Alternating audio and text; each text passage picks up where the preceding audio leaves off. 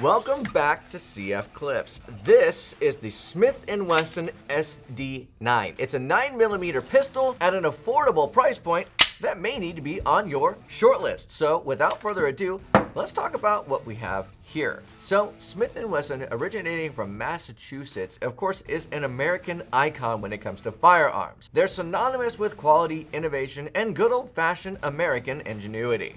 So let's talk about this one.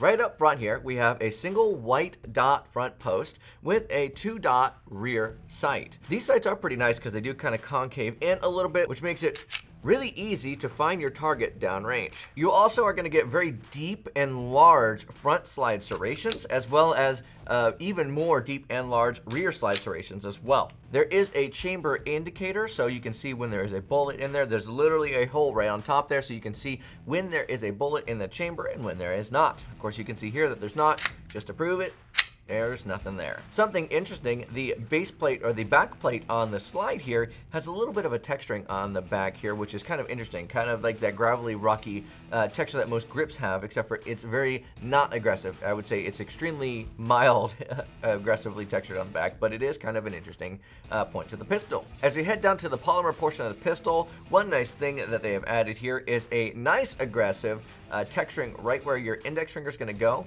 and your thumb, of course, on the other side. Of course, this is going to help you learn that muscle memory, especially if this is a first pistol that you've owned, or if you have the muscle memory, it'll help you find that spot a little bit quicker and easier. You also have a Picatinny rail on the bottom with 2 crossbar slots that'll help you put on most lights and lasers that you're going to want to put on there.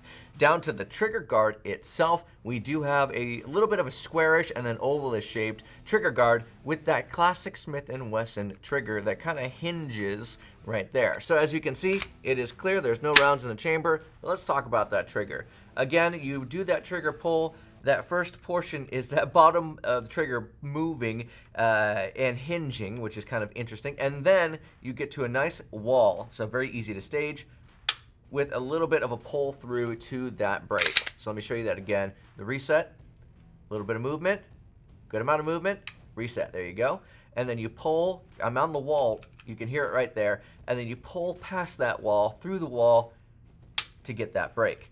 So it is more of like a duty style trigger, I would consider it, with that wall, and then as you pull through that wall to get to that trigger brake, it is going to be a little bit more of a heavier weighted trigger, which is something that is going to be good if you're not necessarily looking for a competition style trigger. Now heading on down to the grip. So the grip is very aggressively textured. You can feel it in your hand when you actually grab this. Hold on, I bet you if I squeeze hard enough, I can actually see the texturing on my hand from the back grip. This is not a pistol you're going to lose. If you shoot this and it is hot out, your hands are sweating, you're going to maintain a solid grip on this pistol. Very good overall, especially on the back here. This is the most aggressive part, the back end. I guess the front is the same texturing here. The sides are more moderate, but still very easy to grip onto. Now, onto the magazine. It's a 16+1 capacity magazine, and you do get another one in the box right here.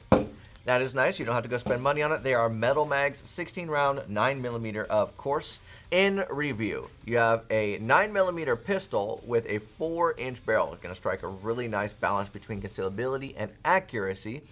Again, 2 16-round magazines, a self-defense trigger, which is going to be smooth and consistent. You can find that wall, and then you can get right past it to make the gun go bang. Overall length of 7.2 inches with a height of 5.2 inches. Now, this pistol unloaded, of course, is weighing in at 22.7 ounces. So in conclusion, if you're looking for a concealed carry, something that's not necessarily small or too large, this strikes a very good balance between the two. You get 2 mags in the box, and they are metal mags that are going to last you a long time. With that being said, and the value proposition that this pistol offers with a manufacturer that is known for quality and reliability, Smith & Wesson SD9 may just need to be at the top of your short list. So without further ado, if you have any experiences with the Smith & Wesson SD9, please leave a review down below. We would love to see your comments. That is all I have for you today. God bless. Stay safe.